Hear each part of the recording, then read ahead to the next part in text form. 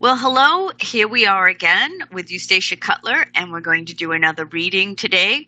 Very excited to be here, Eustacia, and talk about communication and how that works between some animals and people and children. And we're going to tell some other stories that aren't even up here today. Well, I'm going to start with the squirrel story, which is an animal connection, animal to human.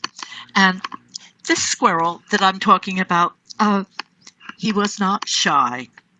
Our introduction to each other began when he took to feasting on the birdseed that I had put out on the stone ledge of the kitchen window. The birds had already established a pecking order. The jays fed first. Whatever birdseed was left, the sparrows could have. Then the squirrel took over. He was bigger and bolder than the jays and the sparrows, but bold only up to a point. In the wild, too long a stare between animals is understood as a fight challenge. The lower animal must concede to the alpha animal, or else accept a fight. Lesser animals won't fight if they can withdraw with their dignity and their needs intact, a role that secretaries of state carry out between nations. One day, while I was unloading a week's worth of groceries from the car, setting a bag of groceries on the kitchen floor and heading back to the car for the next bag, I returned with the next bag, only to find that the squirrel had come in the kitchen window, opened a bag of cookies, and was about to help himself. We stared at each other. It felt like an eternity. We each knew something about the other. I knew that if I frightened the squirrel, he might run amok through the house. We had 2 cats who were fierce hunters, and a dog who would be happy to join them. The result would be mayhem and murder. The squirrel knew that I was the alpha animal. Since the cookies were mine and the territory was mine, the better part of valor is discretion. So, not taking his eyes off me, he backed out of the bag of cookies and he made for the kitchen counter. Not in a frightened scamper, but in the squirrel equivalent of a slow walk at high noon. Then he hopped onto the counter and out the kitchen window. He left with his dignity intact. He kept me at bay with his high noon walk, what the Chinese call saving face. The neurology for this shared contact information exists in animals, all animals, including humans, but it's missing in many with autism. Years later, when I told this story to Gary Mezaboff, a top authority on autism, he pointed out another neurological step. The squirrel not only understood the situation, but he understood how to put the whole scene together and act on it. That's executive function. Great story. I love the story about the squirrel because I can see you just the doing. 2 of us staring at each other. Yes, just as you were worried about groceries and dogs and cats, but also to relate that to, you're communicating by looking. Yes, and understanding the whole eye contact. It's about eye contact, and that's what has. You see, this is part of what troubles our children on the spectrum. They don't understand what it is we're saying to each other with our eyes. And I have a couple of other stories here. One about animals altogether. This was a little parakeet that my daughter Kate had in her house, and she had a dog named Banjo and a cat named Chico, and the parakeet's name was Caesar. And he was allowed out of his cage. Caesar was very sociable, and he was allowed out of his cage. He needed company. It was part of his style. So he would fly around the room, and somehow the dog and the cat knew him, and the cat accepted him. Sometimes Caesar would walk on the cat's head. But in this case, it involved a particular game. The parakeet would come and sit on the top of the lampshade. Chico the cat would look at him. Banjo the dog would look at him. Now Caesar knows he's got both their attention, and he flies wildly across the room. Chico the cat chases after him.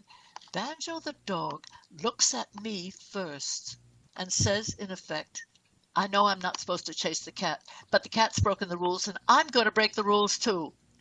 And round the room they would go. Then Caesar would go back and sit on the lampshade again. Everything would quiet down. He'd wait until it was all quiet. And then he'd do it again. And once again, the dog and the cat would chase him. He would do it several more times until he was sick of the game. And then he'd go back and get into his cage. It was all about eye contact and just plain fun. The parakeet did it to amuse himself. And playing with each other and socializing. It was he was a very social little bird.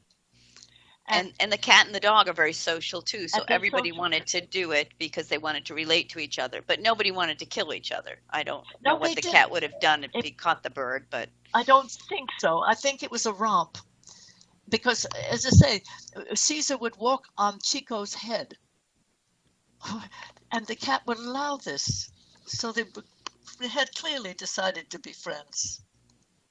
So that whole interaction, which we work so hard for our children with autism to get it, we see it through all living creatures, have that need to interact. And a lot of think we say that children with autism don't want to interact, but that's not true. I think they do want to interact, but they just understand how to make it happen. And it's a very instinctual thing to make it happen. And we try to teach it through a lot of social skills, but it's very difficult to teach because the part of it is just instinct to be social, if that's possible. That's right. That. And they are missing some of that. They don't understand what we're saying to each other with our eyes. That nonverbal communication. That nonverbal communication. That's why I also like the story about Oppenheimer at the McCarthy hearings, which were those very destructive hearings that Senator McCarthy set up in the 50s. And one of the people who was to be interviewed in this hearing was Robert Oppenheimer, who had to do with the atomic bomb. And he told a friend of his that he had come up in the elevator with McCarthy. And his friend looked horrified, said, oh, that's awful. What did you do? Oppenheimer said, I winked. Which says everything and nothing, and it's an entire conversation in a wink. In a wink. And that's something that's very distinctly human. I think that ability to wink at another person. I don't think any autistic child ever winked. They may learn how to close one eye, but they don't understand that a wink is a shared joke. Right. Yeah. That you understand that what was just said wasn't really said, or maybe whatever. A wink can say so many things. It can. Who knows what we're going to do today? Yes. Yeah. But we're in on it. It's kind of like being in on it with somebody. It's it's shared. It's very shared emotion on that. It was a very social thing to do. A social reaction. So we do have that with our children. We want them. And you had talked about Temple, and I think in the last story too, we talked about that Temple wanted to participate in games, and she was willing to share ideas with other kids. So some people might say, well, then, was she truly autistic? Yes, she was and is. Mm-hmm.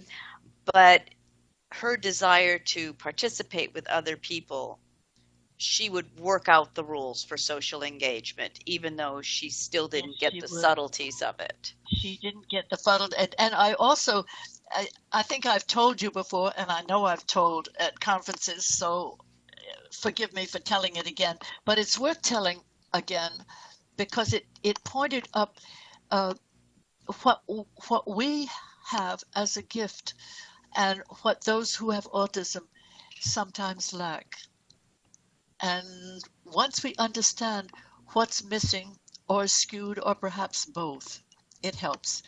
This is a story about Nicholas, who's my youngest grandson. This is when he was a baby. He's now Sure, he a loves it senior when in you tell this college. story. Right. And I think he says this, oh, Gran, you know, when he tell it again. But what I loved was he was just beginning to talk. He may have said Mama, Dada, but not in my company. The first words his grandmother heard him say was not Mama, Dada, but Oreo. He was sitting in his high chair where he got things to eat, and he pointed to the cookie jar. He looked at us, and he said, Oreo. Well, we all laughed, but I knew that all his neurology was fully developed, and it develops in a baby before the baby can talk. First of all, he understood what a cookie is. He had the idea of a cookie. Now, you can say to a child on the spectrum, point to the shovel, and he can point to it. But if you say to that child, point to the thing you dig with, he's confused. He doesn't understand the idea of what a shovel is for. Nicholas understood what a cookie was for, and he wanted one. The next thing, which was probably equally important, where was he? He was sitting in his high chair. He already understood his high chair was where he got things to eat.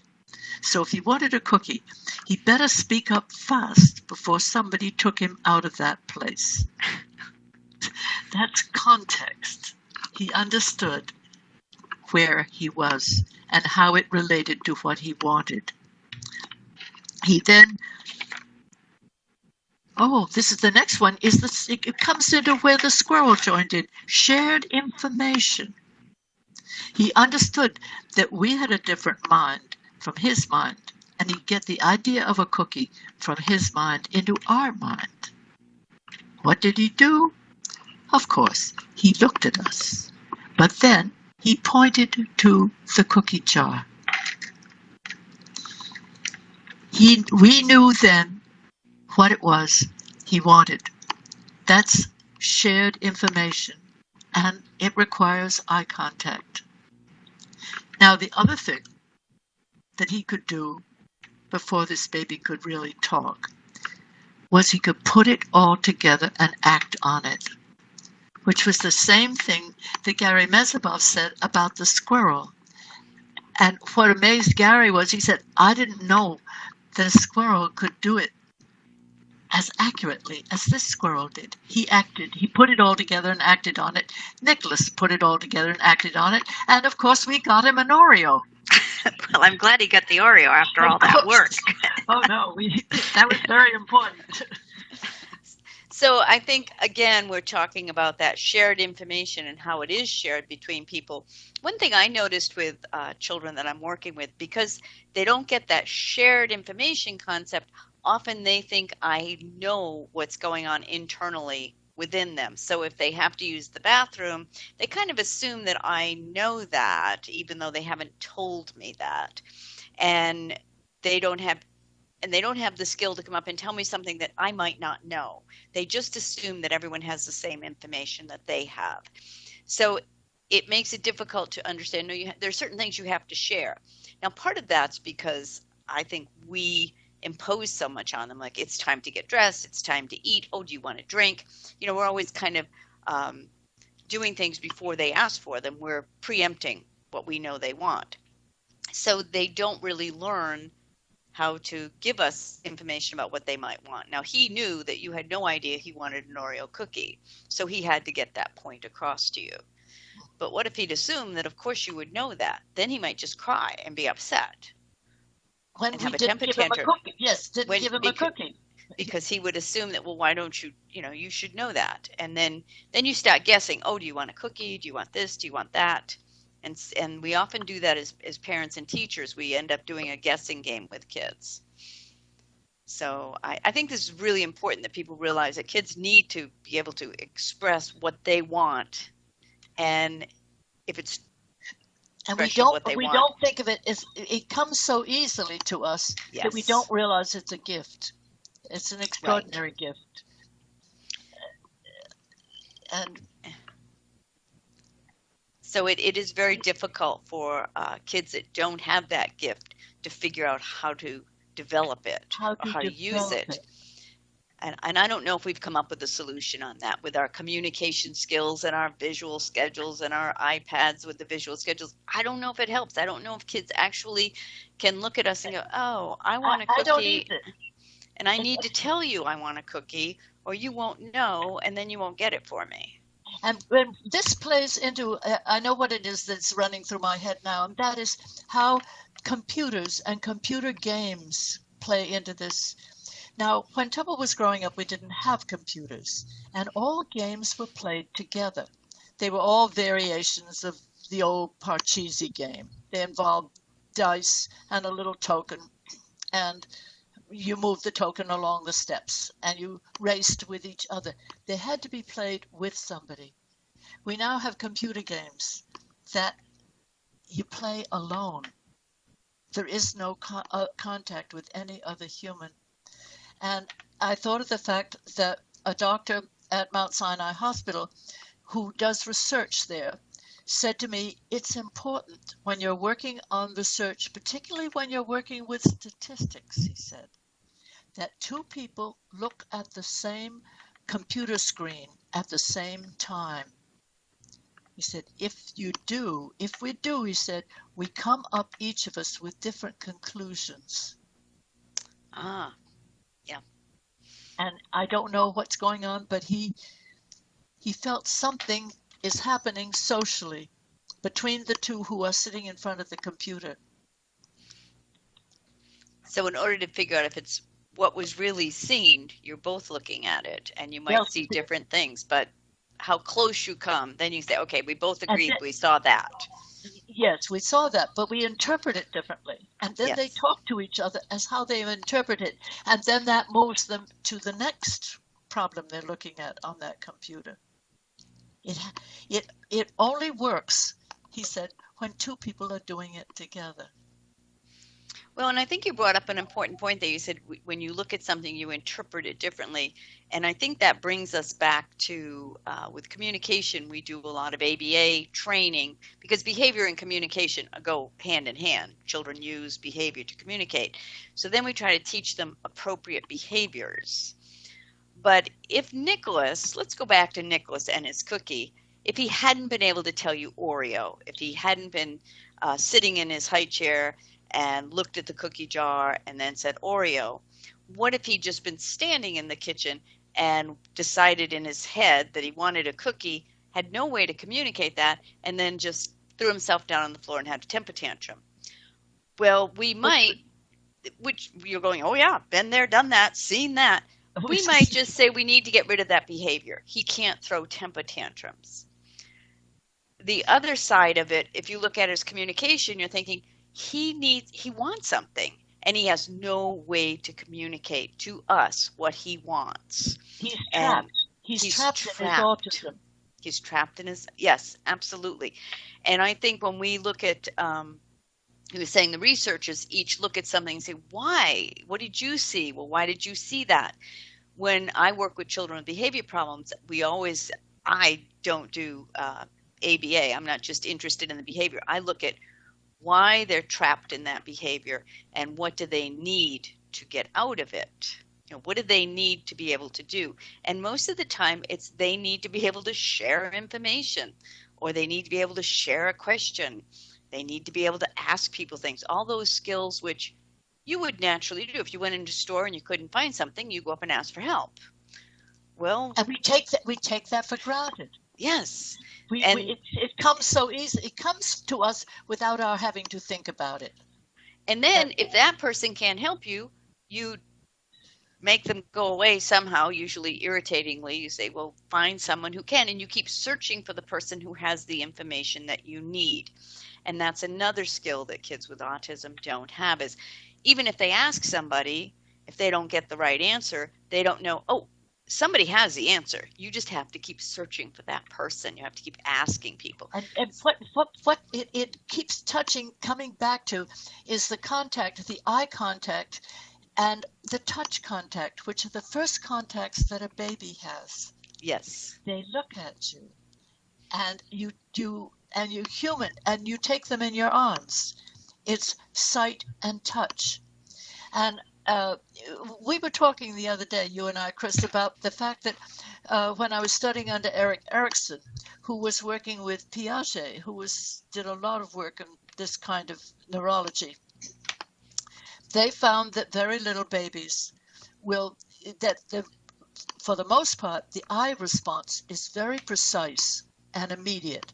And he said it's why very little babies love big clown dolls with huge, big, shiny eyes, and they will stare at those eyes. Their neurology is set up to make that eye contact. And then he said, which is sort of a mean trick on the little babies, but the little babies didn't seem to mind. He said we would show them a row of very big horizontal dots, and the babies would glom onto those. He said now we showed them a row of vertical dots. They don't pay any attention. We are geared in some way neurologically to make our contact, our social contact, with eyes, and eyes are set horizontally. And this is something that our children on the spectrum have trouble with. They see everything in a way. They will tell you details about the room you haven't even thought about. But they do not use it to connect with us. They can't. There's something blocking in there. I don't know what. So I don't either. I don't think we have any answers, but you were talking about that, and I'm kind of going to go back to you're in the store asking for help, and someone gives you a blank stare, and which means they don't have the information. And I think it's why we get on a lot of times, and when we work with the phone and we get a recorded voice, we get so frustrated because we are used to the signals we get back and forth from a real person. Yes. So there's a lot of time. Again, technology ends up being frustrating. So it frustrates us. And one of the things that entertained me hugely when the television goes off here in New York, the Time Warner has a system whereby you can call and you get somebody who talks the computer, your television back online again, because they can pick up your television signals, and you can tell them what you're picking up from your side. So you work together with them, and it doesn't take them very long. And the last person who helped me, he was very quick and he was smart, and we got it solved, I don't know, before 10 minutes were over. And I said, oh, thank you. You're smart and quick and really helpful. And he said, oh, I wish you'd tell my wife. That's very funny.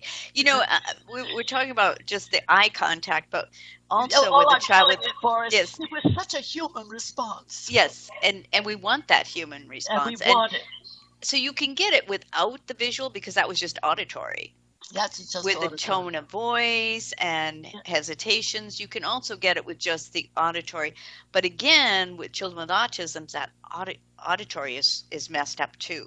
So they're not hearing things accurately. It might be jumbled. It might be take them too long to process. So they're not getting any of those communication, the subtle communications that we use. They don't get sarcasm sometimes. They don't understand that at all. So it makes communicating so Temple difficult. Always said, well, autistic kids look at the mouth because they don't hear clearly. Yes. Well, she may be right, but the mouth isn't where the meaning is. No. I mean, there's some facial expression. You bring up the fact that they're looking for two things. They're looking for meaning, and they're looking for it in the wrong place because they don't understand the eye contact. Right. So there's a lot of stumbling blocks going on there. Which leaves them screaming in the middle of the floor. a lot of Yes. the time. And us implementing behavior programs when we should be looking at, oh, it's the communication. They've missed the whole point. No way of giving us their shared information. So it's the stories that you told today, which point out how all living creatures depend on that communication to survive. The wink in the elevator. Like, what are you going to do? I'm just going to wink and see where that goes. And the parakeet and the cat and the dog, they just always communicating, like waiting until the time is right, and then we'll do it again. But everybody knowing what the rules are by communication. So I think that our children and I think struggle. I see too. I see when I think back of Temple as a little girl, very early on, she wanted to join for one thing. We talked about that. And the games everybody played had to be played together. But she wanted to be part of the group, and she saw herself as part of the group, and how she looked in that setup mattered to her. She's always told the story about the scratchy petticoats and how awful they were. Well, I shouldn't have to wear them. But as I look back, I realized it wasn't just that she wore it to please me. She knew she looked cute, and she wanted to look cute. And she does. Yeah. And she's always been pretty. And that mattered more to her. Yeah, it was a little scratchy, but not so scratchy. She didn't want to wear it. And you know that's true. Her appearance is still important to her today. Yes, She very wants a very important. distinctive look and likes yes. that. And So- it's a way of announcing to the world, this is who I am. Yes. It's about identity. So I don't think we answered many questions today on communication, but I think we pointed out some stories that hopefully other people can use these stories when they're trying to explain why their child is not communicating or understanding. They can use any of these concepts, especially the Nicholas and the Oreo, understanding context and shared information and conceptual thinking. These are good things for parents to be able to go, oh, that really explains what my child needs. And maybe someday we can we'll go into more depth on how you can help a child gain some of these skills. I think you did a lot of that with Temple because your family, they talk a lot. Nothing personal there, but you are talkers. Well, we're family talkers. No doubt about that. And also, we're rather an entertaining family. Yes. And Temple early on wanted to be funny. She wanted to be. She saw how people laughed. She wanted to make people laugh.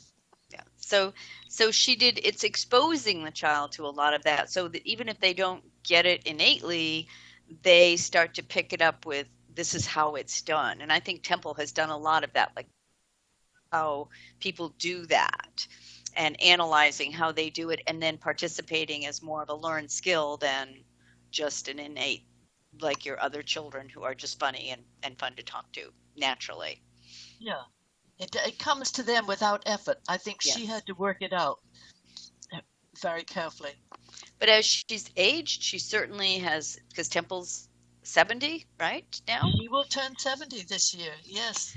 And she's being taken into, what is it, the Women's Hall of Honor? It's Yes. where they put Eleanor Roosevelt. This is a big honor, and I think it's quite wonderful.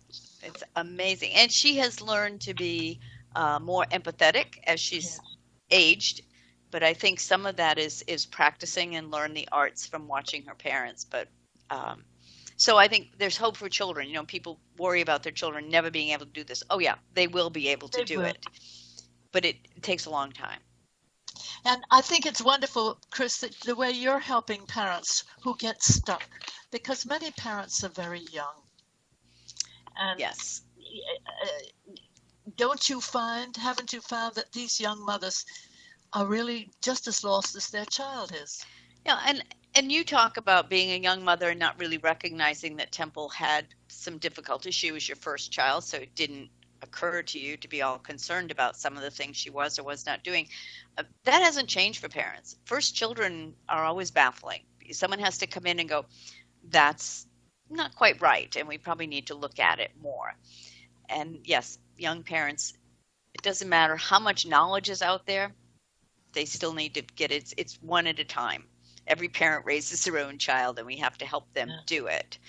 and give them information till hopefully it clicks at some point that this is something they need. Well, But thank you for doing that, for helping mothers with that, because I was helped by those who knew more than I did and guided me. They not only guided Temple, they guided me. And you listen to them. And I listened to them. But now I find I can't thank them. They're long gone. But I can only try to pass on what they gave me, more than anything, how to look at things. They gave me a way to approach problems. And that comes out in your stories. I think a lot of your stories are just how you approach problems, how you looked at them, and the humor that you put into it. But they're all teaching. Every story you tell teaches a lesson. Well, I think that we have rambled around quite a bit on this one, but it's hard to target this and really nail it down. But thank you very much, and we'll be back with some more stories next week, and these will be posted. We're encouraging people to call, and you go on the website, get phone numbers and email, and send us questions so we'll get back to you. Yes, we will definitely get back to people. So thank you, Eustacia. Thank you.